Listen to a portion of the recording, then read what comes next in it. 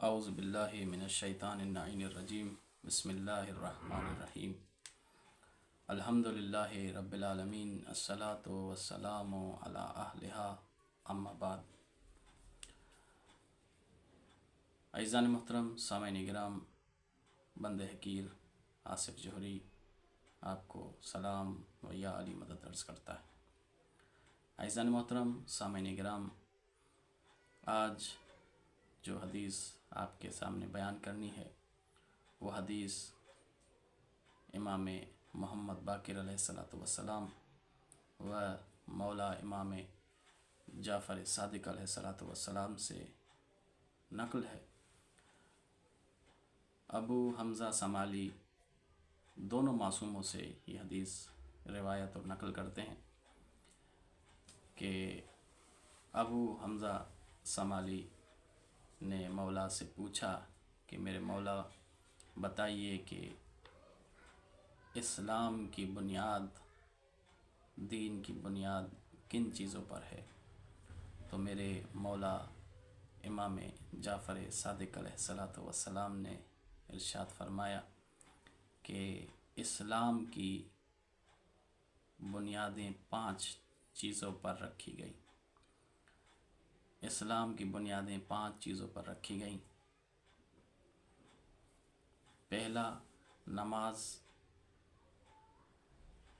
دوسرا روزہ، تیسرا حج، چوتھا زکوٰۃ، اور 5واں جو امر ہے، 5واں جو بنیادی رکن ہے، میرے مولا نے فرمایا وہ ہے ولایت امیر المومنین و اولاد المعصومین۔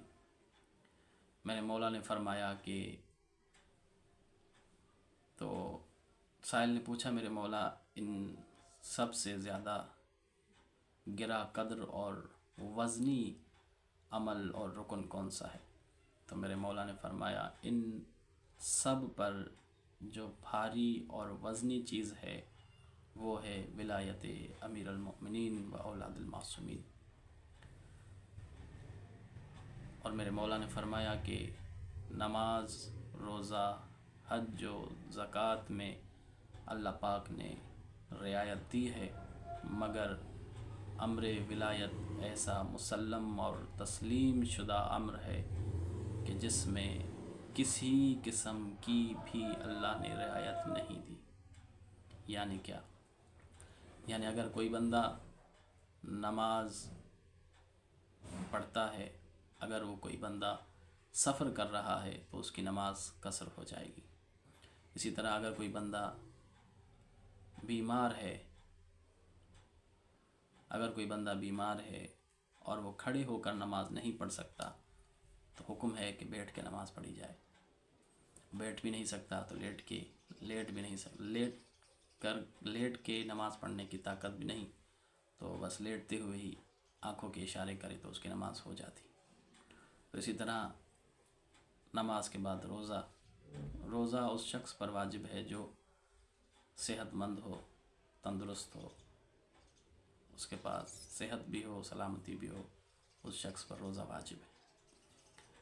لیکن میرے مولا نے فرمایا اگر کوئی شخص بیمار ہے تو اس پر روزہ واجب نہیں ہے۔ اور اسی طرح حج و زکوٰۃ ہے، اگر مالدار ہے تو حج و زکوٰۃ دے گا، اور اگر صاحب استطاعت نہیں تو یہ جو دونوں چیزیں بھی اس سے ساقط ہو جاتی۔ لیکن میرے مولا نے ارشاد فرمایا کہ ہماری ولایت ایسا لازم اور لزوم ہے، ایسا لازم اور لزوم امر ہے کہ جو کسی بھی حالت میں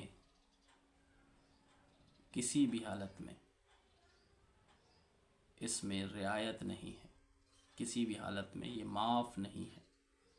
یعنی اگر بندہ مسافر ہے تو بھی امیر المؤمنین امام المتقین کی ولایت اس پر واجب، اوجب، لازم و ملزوم ہے۔ اگر بندہ گھر میں ہے تو بھی ولایت واجب ہے۔ اگر بندہ بیمار ہے تو بھی اس پر ولایت علی واجب ہے۔ اگر بندہ مریض ہے تو بھی اس پہ ولایت علی واجب ہے۔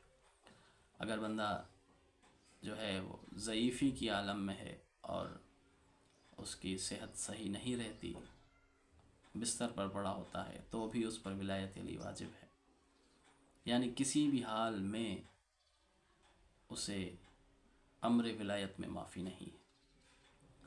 اور یہ امر ولایت جو ہے وہ مسلمہ امر ہے، وہ علی الاعلان اور مبین امر ہے کہ جو مبہم نہیں ہے، جو چھپا ہوا نہیں ہے۔ یہ ولایت وہ ولایت ہے کہ جس کے لیے معصومین علیہ الصلوۃ والسلام فرماتے ہیں کہ ہمارے بابا کی ولایت در حقیقت ولایت خدا ہے۔ اور معصومین علیہ الصلوۃ والسلام کا ارشاد پاک ہے، اور یہ فقط ارشاد نہیں ہے بلکہ معصوم کا فرمان یہ ہے ناطق قرآن، اور ناطق قرآن جو اپنی زبان سے جاری کرے وہ آیت ناطق ہوتی ہے، بولتی ہوئی آیت ہوتی ہے۔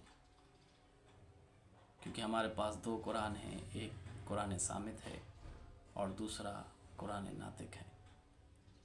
تو آل محمد جو ہے وہ قرآن ناطق ہیں، اور یہ ارشاد فرما رہے ہیں کہ ولایت علی ہر جگہ، ہر وقت، ہر گھڑی، ہر لمحہ انسان پر واجب و اوجب و لازم ہے، اس میں کسی بھی قسم کی رعایت نہیں ہے۔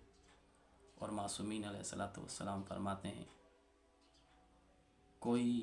کوئی بھی بندہ ولایت امیر المؤمنین امام المتقین و اولاد المعصومین میں داخل نہیں ہو سکتا مگر ہم چاہیں۔ اور اسی طرح معصومین نے فرمایا کہ کوئی بھی بندہ ولایت امیر المؤمنین سے خارج نہیں ہو سکتا جب تک اسے ہم نہ نکالیں۔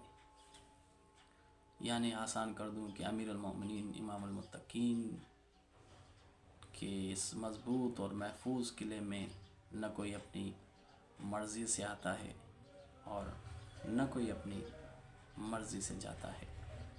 جسے چاہیں معصومین اپنی پاک و پاکیزہ طیب و طاہر ولایت میں داخل کرتے ہیں، اور جس سے ناراض ہو جاتے ہیں اسے اپنی طیب و طاہر پاک و پاکیزہ ولایت کے قلعے سے آؤٹ کر دیتے ہیں۔ علی مولا کی ولایت اللہ کی ولایت ہے، اور کسی غیر کی ولایت شیطان ہے۔ دعا میں یاد رکھیے گا، اور اس امر کو، اس حدیث کو اپنے ذہن میں ذہن نشین کر لیں، اور یہی وہ حدیث نورانی ہے جو آپ کو آپ کے دل میں، آپ کی روح میں، آپ کے جسم میں، آپ کے چہرے میں نور ہی نور بھر دے گی۔ شرط ہے کہ اسے صدق کے دل سے قبول کر لیں۔ میں آپ کے لیے دعا گو ہوں، آپ میرے لیے دعا کیجیے گا، اور اول و آخر دعا پروردگار عالم سے یہی ہے کہ ہم ابھی تک روزے کی حالت میں ہیں، اور ہمارا افطار تو تب ہوگا جب ہمارے وقت کے امام، وقت کے علی، وقت کے مولا علی، وقت کے سرکار مصطفیٰ، وقت کے مولا حسین تشریف لائیں گے۔ ان کے ظہور کے بعد ہی ہمارا روزہ افطار ہوگا۔